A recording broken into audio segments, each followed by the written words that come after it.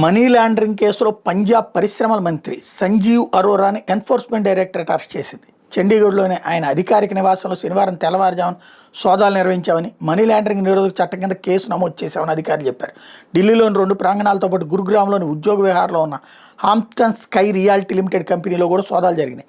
157 కోట్ల విలువైన అమ్మకాలు, ఎగుమతుల మీద విదేశీ మారక ద్రవ్య నియంత్రణ చట్ట నిబంధనలు ఉల్లంఘించారన్న ఆరోపణ మీద Hampton sky reality limited company director Arora, ఆయనకు అనుబంధంగా ఉన్న సంస్థల స్థిర చరాస్తులను గత నెల 19 జప్తు చేసినట్టు అధికారులు చెప్పారు. దుబాయ్ నుంచి భారత్కి నగదు అక్రమంగా తరలించేందుకు ప్రయత్నించినట్టు అరోరా మీద పలు ఆరోపణలు ఉన్నాయి.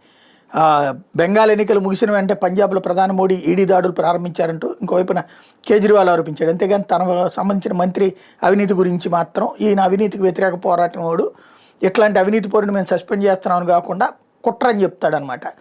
కొన్ని వందల సంవత్సరాల క్రితం అకృత్యాలు, అణచివేతలు దేశంలోని అనేక ప్రాంతాలు ఔరంగజేబు తన నియంత్రణలోకి తెచ్చుకుని పంజాబ్కి వచ్చాడు. ఇప్పుడు మోడీ అట్లాగే పలు ప్రాంతాలు మోసపూర్తిగా తన ఆధీనంలోకి తీసుకుని పంజాబ్లో అడుగు పెడుతున్నాడు అంటూ సెంటిమెంట్ రేకెత్తిస్తున్నాడు అనమాట.